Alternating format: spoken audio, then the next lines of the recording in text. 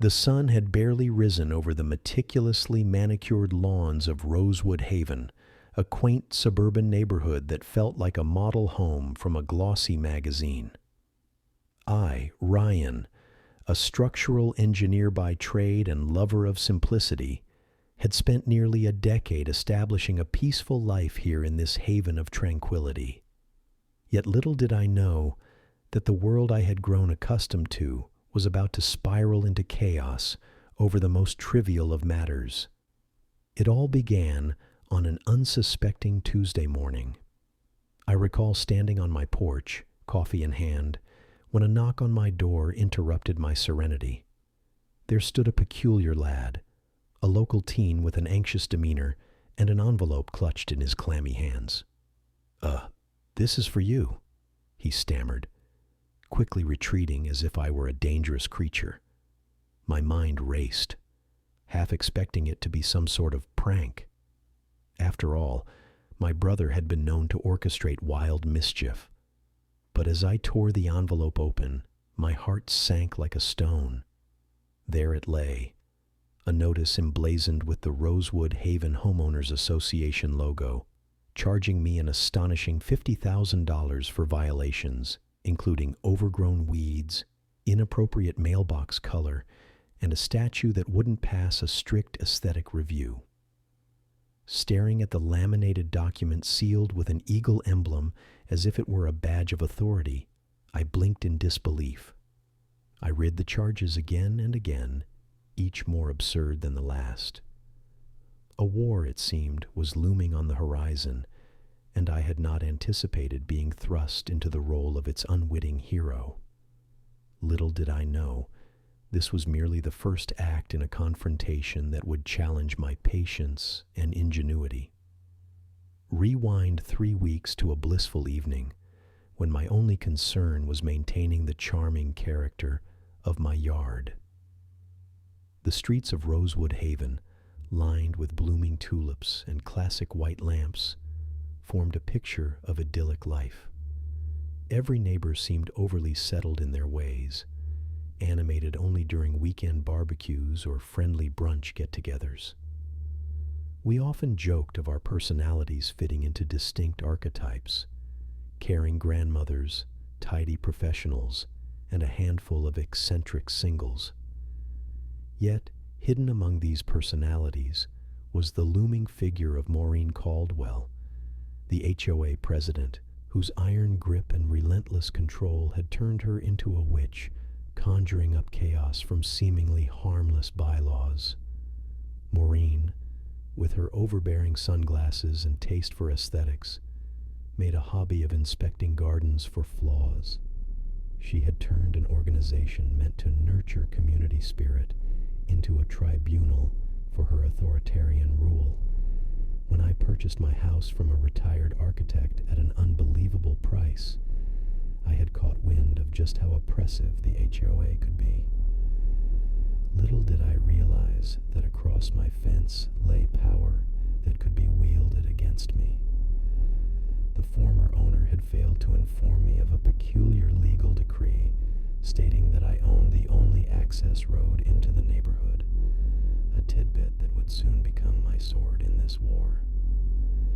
The HOA board had shifted hands just last year, and with Maureen at the helm, newly driven by the zeal of an unchecked ruler, I was caught in her crosshairs.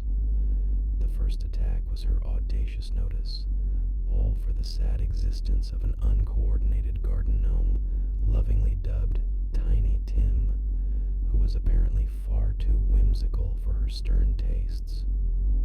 3 weeks after that fateful notice, sitting in the dimly lit office of the HOA, I fought to maintain my composure in front of Maureen. The space felt almost laughably drab, a beige trailer masquerading as governance. "Ryan, you know the rules," she chirped, oblivious to the implications of her declaration. "You either comply or face the consequences, although it seems you're already too keen on making waves." "My property isn't subject to your HOA," I countered, holding aloft the title deed with palpable satisfaction. The shock on her face was twofold. She couldn't believe I stood unmoved by her intimidation tactic, and more. Despite the looming shadows of defeat in her narrowing eyes, she dismissed the deed as if it were merely a postcard. The rules apply to everyone. Community aesthetics are paramount for harmony, she insisted, her tone dismissive. The realization hit me like a cold splash of water. I could wage my own war, and I was prepared to go all in. This was about more than just posturing. This was simply about standing for what was mine and reclaiming freedom from tyranny. With the decision made, I made a round of calls to my old friends and family for support and advice. My Uncle Greg, a construction wizard with a penchant for mischief, immediately filled me with ideas that were as extravagant as they were entertaining. The initial brainstorm resulted in a plan to construct a toll booth, an idea so utterly delightful and satisfying that when I relayed it to Greg, I thought he might fall off his chair with laughter. Apparently, a plastic toll booth, complete with sensors and whimsical designs, would serve as both a statement and an effective trick to bamboozle the HOA into submission. In the ensuing days, the construction went swiftly. As spectators shifted between their predictable routines, I slathered the booth in bright colors while ensuring it was completely legal. Every detail was analyzed. The sign announcing a toll, the stipulated amounts, and even a moniker for my domain as the private road of the toll keeper. A small army of interested neighbors even joined me in this playful rebellion against Maureen's reign. On the morning the toll booth first went operational, I stood ready, gnome by my side, brimming with pride as I watched Maureen's shiny SUV screech to a halt before the gates. As she peered from her window, horror morphed into fury. "You can't be serious," she shouted, her voice a screech against the peaceful vibe we had tried to fabricate. "Oh, but I am," I replied, the gleam of determination in my eye. "As you said, rules are rules." For every passerby who had suffered under her vile reign, my heart swelled. The community, once at her mercy, was slowly unraveling from her grip. Over time, the toll booth would evolve. Neighbors flocked to join my cause. A Gnome Appreciation Day birthed a fun festival that incorporated quirky contests and suggestions for a communal taming of whims. Everyone was uniting against Maureen's iron grip. We painted signs like "Embrace Your Uniqueness" and distributed coffee and snacks from the booth, turning it into a social stop rather than just a toll point. In retaliation, the HOA tried to get creative. Compliance checks became frequent. Maureen herself, resplendent in her floral dress, turned into a secret investigator on a mission to obliterate any hint of rebellion. I was greeted one fateful morning while trimming my hedges, when she and her pitiful sidekicks descended upon my lawn, clipboard in hand. Their eyes gleamed with the thrill of authority, but they met a wall of tenacity. Here to inspect the violations, I smirked, holding up my gnome, now decked out in a small traffic cone hat. From rogue homeowners rising in solidarity to peaceful protests over trivial fines and their oppression, it soon became apparent that Maureen's grip was persuadable by community spirit. A few brave souls even chose not to renew their HOA membership, igniting discussions of a greater unrest in Rosewood Haven. The reality dawned upon her that the community would no longer allow her to ruin what was once idyllic. But Maureen, ever defiant, regrouped. She did what any power-hungry ruler might. She sought out legalities and twisted them to her own advantage. Skulking through the thicket of bylaws, I had unknowingly become a threat to her vision, and she would not rest until she either crushed that spirit or reclaimed her hold over us all. Construction began on an underground bypass. the audacious act of defiance that I had long expected. A shady construction crew with dubious credentials began their clandestine operations, building out of spite while vowing to bring my toll booth to ruin. However, even as they plotted this foolhardy path, I was already on to them. With a quick call to my friend Tim, an officer from the city building department, we equipped ourselves with surveillance footage and ensured that those efforts were thwarted before they culminated in catastrophe. Without proper permits, their endeavor was doomed to failure. In the weeks that followed, I unearthed several key pieces of evidence. I received anonymous tips revealing more about their operations, including reassurance they were not exempt from repercussions.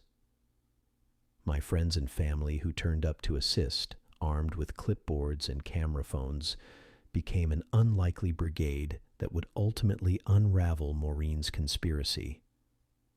It wasn't until I stepped into the next HOA meeting that the scene splattered with drama akin to a thunderstorm. Maureen, once ruler of the roost, stood in shock as I summoned proof that her endeavors were illegal and that her facade of authority was crumbling to dust.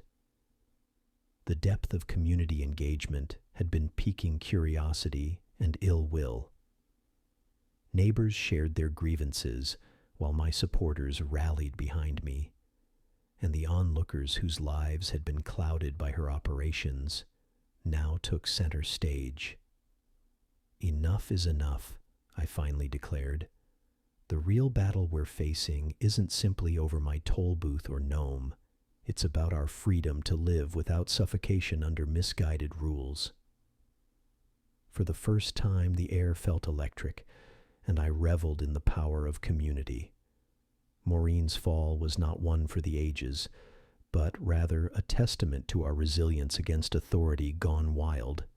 She was escorted from the meeting that day, a specter of past tyranny, while a new tapestry of hope began to weave itself throughout Rosewood Haven. In the aftermath, as surrender echoed in her absence, I converted the toll booth into a vibrant extension of the neighborhood. Residents gathered for potlucks, art displays, and themed weekends centered around community spirit.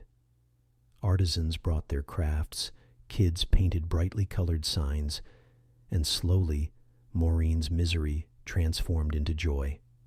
Eventually, I stood back at my toll booth, now cushioned in festive decorations and clasping a steaming to-go cup of coffee. The chaos had subdued, and laughter filled the air, a melody opposite to the sour notes that were now long extinguished.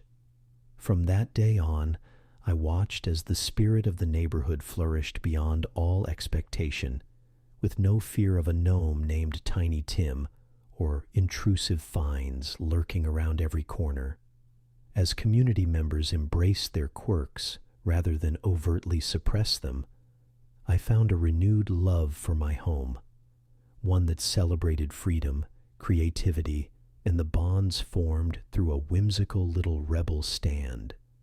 As I strolled among my blossoms of victory, I savored the satisfaction of knowing that sometimes all it takes to dismantle a tyrant is a little humor, some community spirit, and a stubbornly delightful garden gnome